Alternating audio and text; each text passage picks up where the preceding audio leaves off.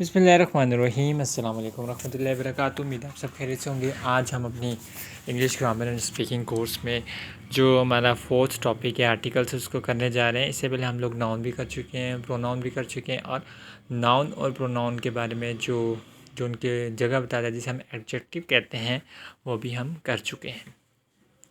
Total 8 parts of speech हैं जिसमें noun, pronoun, adjective, उसके बाद हमारे पास आ जाएगा प्रेपोजिशन, वर्ब, एडवर्ब, इंटरजेक्शन और कंजक्शन। तो आज हम आर्टिकल्स कर रहे हैं। आर्टिकल्स जो है वो पार्ट्स ऑफ स्पीच का हिस्सा नहीं है, ये अलग से एक टॉपिक है, जैसे एक टेंस टॉपिक है इसी तरह आर्टिकल्स भी एक टॉपिक है। तो ये पार्ट्स ऑफ स्पीच का हिस्सा नहीं है।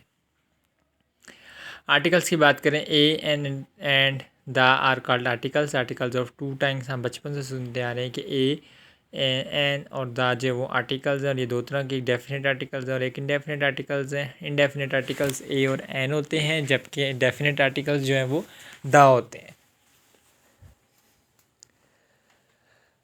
बात करते हैं इंडेफिनेट आर्टिकल्स की, तो a and an are the 2 indefinite articles. A is use before the word beginning with the consonant sound and an with the word beginning with the vowel sound. The indefinite articles can be use only with the things that can be counted. ठीक है, हम लोग indefinite articles का इस्तेमाल वहाँ करते हैं जिन चीज़ों को हम गिन सकते हैं। ठीक है, तो ए और एन जो है वो आपके इंडेफिनेट आर्टिकल्स हैं जबकि द जो है वो आपका डेफिनेट आर्टिकल्स है। और जिन चीज़ों को हम काउंट कर सकते हैं, ठीक है, तो हम वहाँ पे क्या यूज़ करते हैं, वहाँ पे हम लोग इंडेफिनेट आर्टिकल्स का इस्तेमाल करते हैं। लेकिन जिनको हम काउंट नहीं कर सकते वहाँ पे हम डेफिनेट आर्टिकल का इस्तेमाल करते हैं जिसका मतलब द है। जी this is a table, the boy is sitting on a chair, she is eating an apple, cat eats meat. ठीक है, तो बेटा आर्टिकल्स भी हमें नाउन के बारे में बताते हैं। ठीक है, जैसे एडजेक्टिव हमें किसके बारे में बताते हैं, नाउन के बारे में। आर्टिकल्स भी हमें नाउन और प्रोनाउन के बारे में बताते हैं। उसके बाद डेफिनेट आर्टिकल्स है। The is called definite article, it is used when we speak a particular person और थिंग। द का हम तब इस्तेमाल करते हैं जब हम कोई पार्टिकुलर पर्सन और थिंग के बारे में बात करते हैं, उस वक्त हम लोग द का इस्तेमाल करते हैं। फॉर एग्जांपल है, he has gone to the canal for a walk. ठीक है, she went to the club an hour ago, the book he wants is out of print.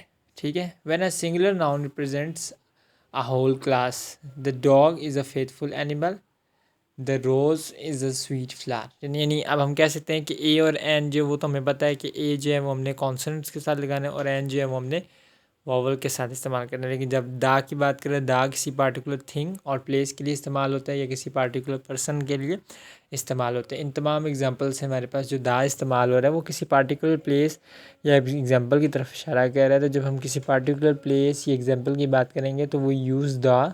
ठीक है, जैसे यहाँ पे इस्तेमाल भी हुआ है, the book he wants is out of print. ठीक है, the dog is a faithful animal. Dog एक पार्टिकुलर क्लास को रिप्रेजेंट कर रहा है। The rose is a sweet flower, तो स्वीट फ्लावर है ये इसकी एक पार्टिकुलर प्लेस है कि थिंग है या क्वालिटी है भी किसी भी चीज़ की, तो हम इसे क्या कहते हैं कि ये दा इस्तेमाल हो गया। आपको एक बात बता दूं कि नाउन और प्रोनाउन के लिए हम एडजेक्टिव का इस्तेमाल करते हैं जैसे वो बड़ा है, इसी तरह आर्टिकल्स भी हमें नाउन और प्रोनाउन के बारे में। The dog is a faithful animal, अब दा जो है वो क्या आर्टिकल है क्योंकि डॉग जो है नाउन, तो आर्टिकल्स जो है वो नाउन से पहले लगते हैं। ठीक है, ए और एन और दा, ए और एन जो है वो इंडेफिनेट आर्टिकल्स हैं जब दा के क्या है डेफिनेट आर्टिकल।